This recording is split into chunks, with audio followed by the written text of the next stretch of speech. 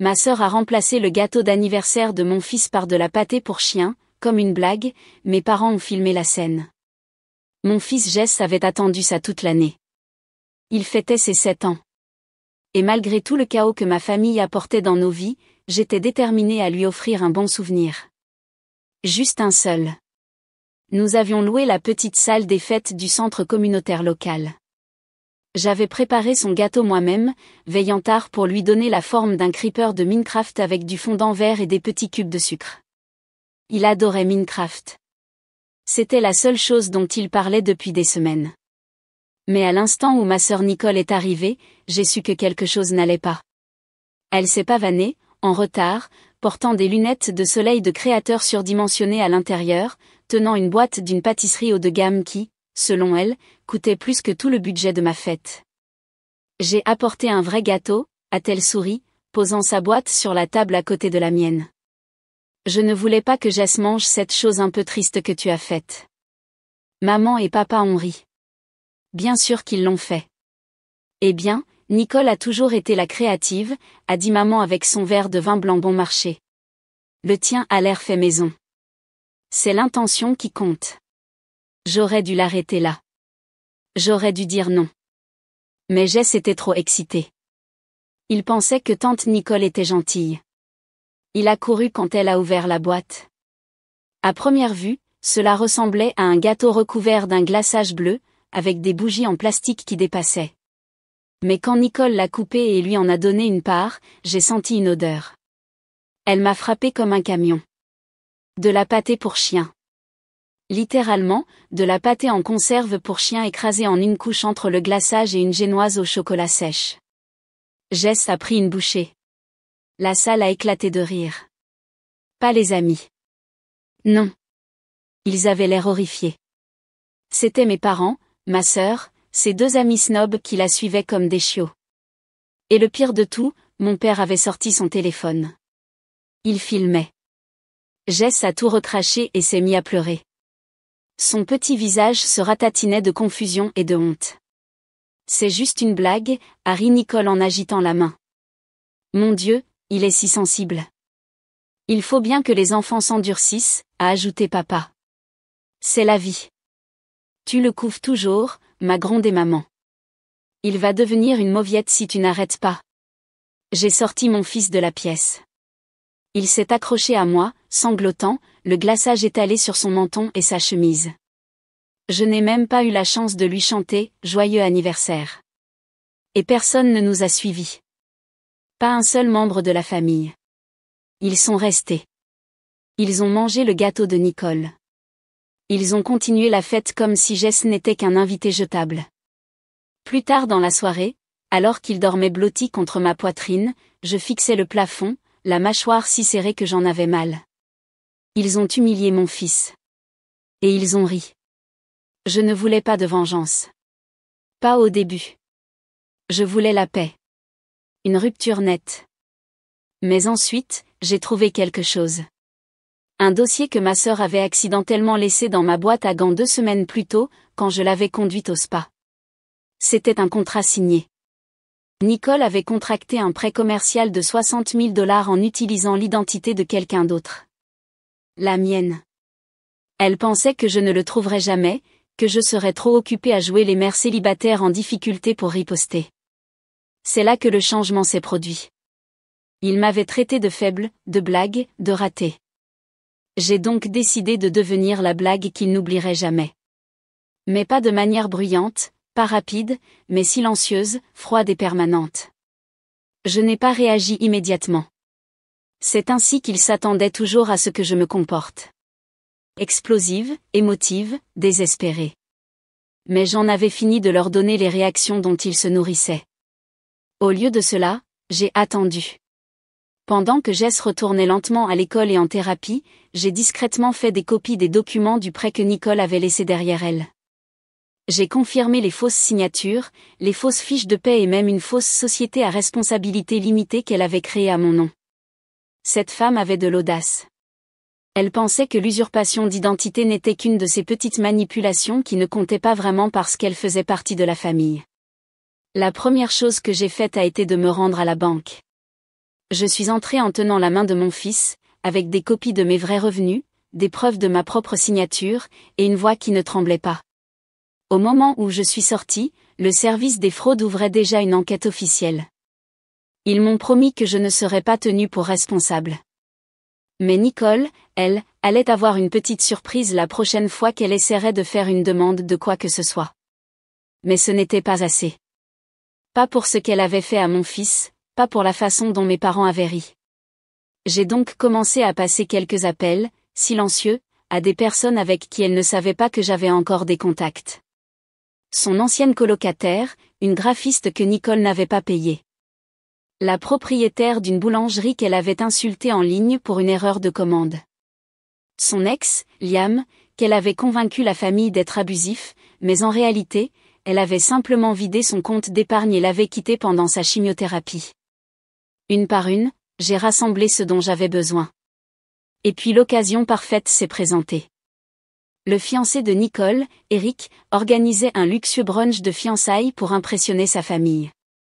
Ses parents étaient de la vieille fortune, du genre à porter des boutons de manchette et à appeler tout le monde « mon cher » en serrant les dents.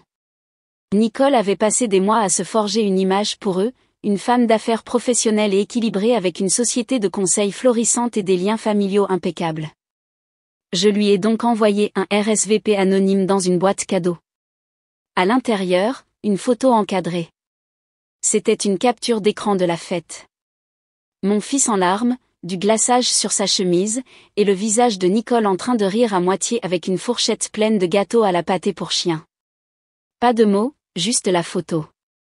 Elle a paniqué. Je le sais parce qu'elle m'a appelé 4 fois en 1 heure. Je n'ai pas répondu. Elle m'a envoyé un texto, « Tu es malade. Comment oses-tu ruiner ma vie ?» Mais je n'avais pas fini. Parce que les parents d'Eric, je les avais déjà rencontrés une semaine plus tôt lors d'une vente aux enchères caritatives. Le monde est petit. Je me suis présentée comme la sœur de Nicole, je leur ai dit que j'avais hâte de les accueillir dans la famille. Puis, nonchalamment, je leur ai glissé un dépliant. Cela ressemblait à un menu, mais c'était une liste de toutes les entreprises que Nicole avait escroquées, une version imprimée de plaintes officielles et, juste pour la touche finale, une image des documents du prêt qu'elle avait falsifié à mon nom. Ce brunch a été annulé. Et Nicole, eh bien, elle ne l'a su que lorsqu'elle s'est présentée dans une robe à $900 et qu'il n'y avait personne pour l'accueillir. Elle a appelé maman en état d'hystérie. Devinez qui ma mère a blâmé ? Moi. Tu as ruiné son avenir. Elle avait une chance avec une vraie famille. Je l'ai laissé crier. Je l'ai laissé me traiter de tous les noms. Puis j'ai dit une phrase, « Tu as ri quand mon fils pleurait. » Silence. Et puis j'ai raccroché. Mais ce n'était toujours pas assez. Parce que Jess faisait encore des cauchemars. Il avait cessé de faire confiance aux fêtes d'anniversaire. J'ai donc fait une dernière chose. J'ai trouvé la seule boulangerie de la ville que Nicole détestait parce que la propriétaire, une femme âgée nommée Madame Hélène, avait un jour refusé de refaire un gâteau gratuitement après que Nicole ait changé d'avis. Nicole avait posté un avis qualifiant l'endroit de « sale ». J'ai montré à Hélène la vidéo de l'anniversaire ruiné de Jess. Elle n'a pas dit grand-chose, mais ses yeux se sont remplis de larmes. Le week-end suivant, nous avons organisé la fête secrète de Jess. Juste moi, lui et les gens qu'il aimait. Madame Hélène a fermé sa boutique pour la journée, l'a décorée aux couleurs de Minecraft et a préparé le gâteau le plus magique que j'ai jamais vu. Et la meilleure partie, Jess a souri, un vrai et grand sourire. Pas de pâté pour chien, pas d'humiliation, pas de membres de la famille qui en font une blague, juste de l'amour. Mais la vengeance a une drôle de façon de s'achever en silence. Nicole n'est jamais allée en prison, mais la fraude l'a rattrapée. La banque a gelé ses comptes. Son fiancé a rompu les fiançailles et a quitté la ville. Sa réputation, anéantie. Et mes parents, ils m'ont supplié de reconsidérer ma position. Quand Nicole est retournée vivre avec eux, je n'ai rien dit. Non pas parce que je leur pardonnais, mais parce que le silence, après tout ce bruit, était la punition la plus assourdissante que je pouvais leur infliger. 3 mois se sont écoulés dans le calme, dans la paix. Je n'ai pas invité mes parents à la maison. Je n'ai pas retourné les appels. Je n'ai même plus pris la peine de les bloquer. Ils criaient dans le vide, et j'avais fait la paix avec ça. Mais Nicole n'en avait pas fini. Quand j'ai pensé qu'elle avait tout perdu, elle a trouvé une dernière carte pathétique à jouer. Elle a essayé de me poursuivre en justice, pas pour diffamation. Non, pour sabotage émotionnel, prétendant que j'avais ruiné sa relation et lui avais causé une détresse mentale. Elle s'est présentée à ma porte avec une lettre et son visage de fausse pleureuse. « Tu te crois si noble, n'est-ce pas ? Tu es juste aigri », a-t-elle sifflé. « Tu es en colère parce que ta vie est ennuyeuse et que ton fils est abîmé. » Je ne l'ai pas laissé finir. J'ai fermé la porte et j'ai appelé mon avocat. Il s'est avéré que Nicole n'avait aucune chance, mais je ne voulais pas simplement me défendre. Je voulais qu'elle goûte à l'impuissance. J'ai donc déposé une plainte officielle auprès du Bureau des fraudes de l'État avec tous les documents bancaires. Ensuite, je l'ai transmise au cabinet d'avocats de la famille d'Éric. Ils avaient commencé à la poursuivre discrètement pour fausse déclaration dans un contrat de mariage. Et puis, pour la cerise sur le gâteau, j'ai contacté le conseil scolaire où Nicole avait récemment postulé pour être conseillère d'orientation. Oui, la même femme qui trouvait drôle de donner de la pâtée pour chien à un enfant en pleurs. J'ai envoyé par email le clip, juste le son, sans la vidéo. Les mots étaient assez clairs. Oh, allez. C'est juste une blague. Il s'en remettra. La voix de ma mère. Enregistre ça. C'est de l'or. Et des rires. Tellement de rires. Son offre d'entretien a été annulée le lendemain. Nicole a découvert où je travaillais, a essayé de se présenter et de crier devant mon bureau. Cette fois, je n'ai pas dit un mot, mais l'agent de sécurité, si.